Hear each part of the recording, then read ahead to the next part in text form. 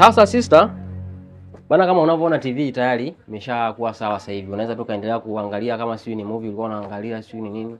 Acha mimi nichomoke hapa maana nakaa mbali ndugu yangu. Kazi yangu hiyo ni kutengeneza tu TV, kwa hiyo nadhani niko vizuri sasa.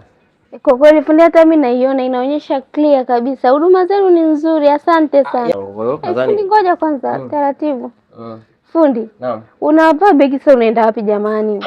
Jamani sasa naenda kwangu. Fundi, sasa saa ngapi? Sasa saa ngapi? Saa 4 sijui, mbona bado mapema saa 4? Saa 4 inaelekea saa 5. Fundi, unakokaa ni mbali. Kwani usibaki hapa ndani ukalala? Connecting. Sisi haturuhusiwi kulala, yani unalala yani sehemu ambayo umeenda kufanyia kazi alafu kalala pale pale.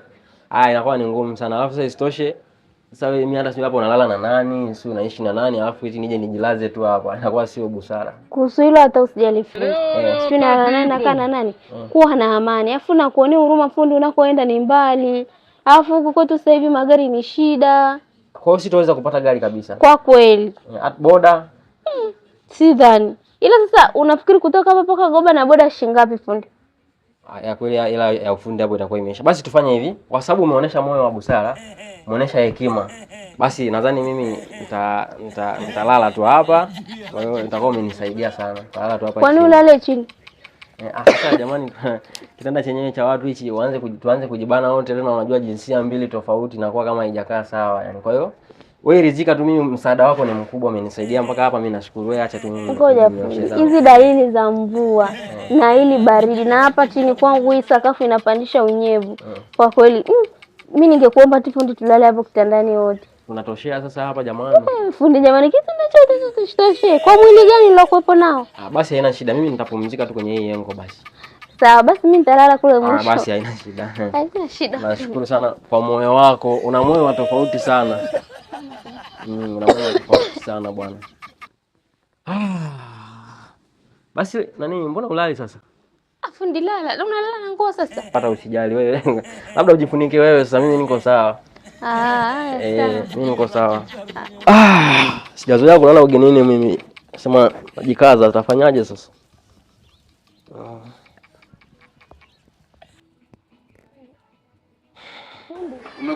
Kumekucha. Kuna shida gani tena jamani?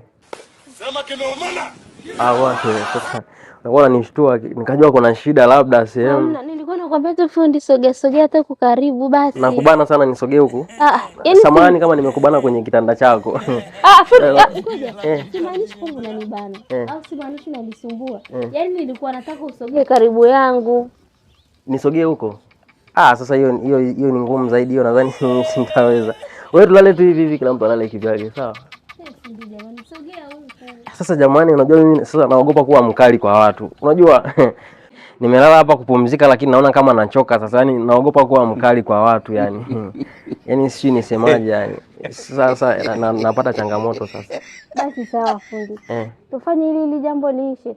Naomba basi hata nikumbatie kidogo. Mimi nikukumbatie wewe? Yaani kwamba huwezi kulala peke yako maana yake? Naomba tu nikumbatie tu kidogo tu ili jambo liishe. Jamani, naomba kwanza kukumbatiana kwa watu ambao hata hamfahamiani, unakuja tu kumtengenezea kazi. Hiyo kwangu mbona inakuwa changamoto jamani. Yaani tufanye hivi. Sawa? Yaani wanashindwa kulala sasa, mimi si ningeondoka tu kwa kweli. Fundi jamani, kwa kweli kwa staili kama utaki hata kunikumbatia, hata kusogea karibu yangu, bora tu ungeondoka. Bwana ningeondoka eti? Bora ungeondoka kwa hii hali. Sasa hivi saa 8 usiku lakini. Sawa, kwa hali hatuwezi kuvumiliana. Kuna haja gani ya kuweza kulala? Bora tu uondoke kama huwezi kufanya hivi. Sasa ungenisindikiza sijui. Siwezi kusindikiza. Sawa, haina shida. Nitafanyaje sasa kwa watu sasa? Goodbye.